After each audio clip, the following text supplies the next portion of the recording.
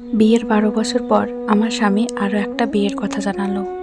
আমি আয়নার সামনে বসে নিজেকে দেখছিলাম। আমি তখন ৩৫-এর কাছাকাছি একজন মহিলা। আমার চুলে অল্প পাক ধরা শুরু হয়েছে, মুখের চামড়ায় টান ধরা শুরু হয়েছে, শরীরে অতিরিক্ত মেদ তৈরি হয়েছে। ৯টা ৫টা অফিসের পর নিজেকে দেখার সুযোগ হয়ে ওঠে না আর। অপরদিকে অনন্যার বয়স ২৩ কিংবা ২৪ অথবা তার চেয়ে কম বা বেশি।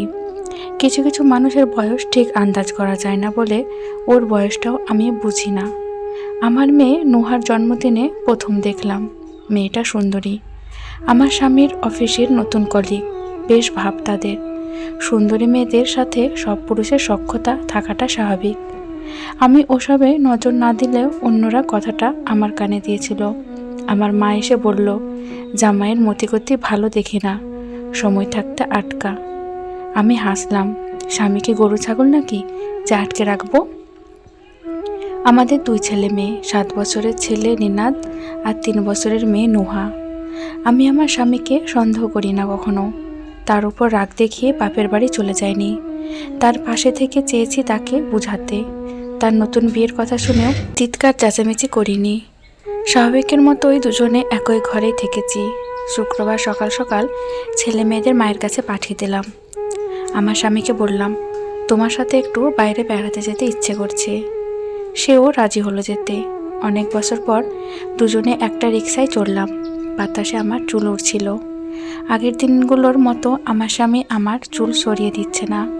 আমি লজ্জাও পাচ্ছি না আর, তবে ভালো লাগছিল। আমরা শহরের একটা শিশু সদনে এসেছি।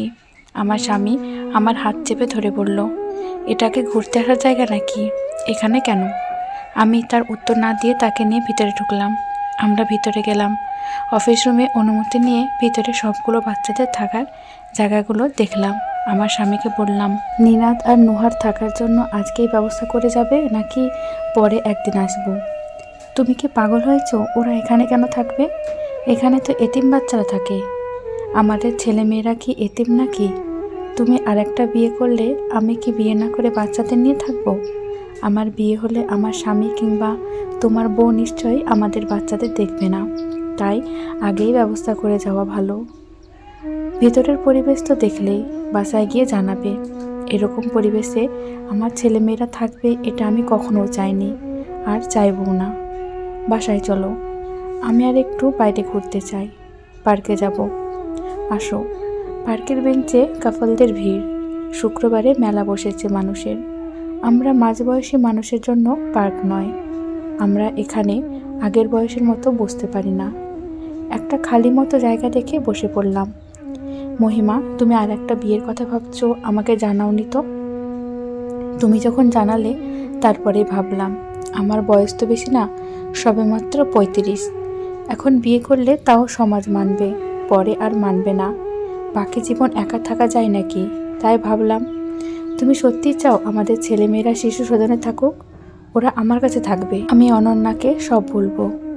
অনন্যা তার নতুন সংসারে আমাদের ছেলে মেয়েদের নিয়ে থাকবে বলে আমার মনে হয় না। আর ছেলেমেয়েরা আমাকে মা হিসাবে চিনে। তারা অন্য কাউকে গ্রহণ করতে পারবে বলে মনে হয় না। এতে ওদের মনের উপর চাপ পড়বে। তার চেয়ে ওদের কথা মাথা থেকে বাদ দিয়ে চলো দুজনে নতুন সংসার নিয়ে ভাবি। তুমি কি পাগল হয়ে গেছো? কী সব ভাবছো তুমি? ওই যে বাচ্চা মেয়েটাকে দেখো, ফুল বিক্রি করছে। আমাদের ছেলে মেয়েরাও একদিন এসব করবে। বাবা নতুন বিয়ে করবে, মা নতুন বিয়ে করবে। ওরা এই রাস্তাঘাট থেকে মানুষ হবে। বাবা বিয়ে করে আলাদা সংসারে থাকলে মা একা ছেলে মেয়েদের মানুষ করতে পারে। তবে এই ছেলে মেয়েদের মানসিক কষ্ট তো কম হয় না? আমি এসব করতে পারবো না। তুমি তো মা, মায়েরা সব ত্যাগ করে, কেন বাবারা করতে পারে না? আমার স্বামী সেদিন চুপ ছিল।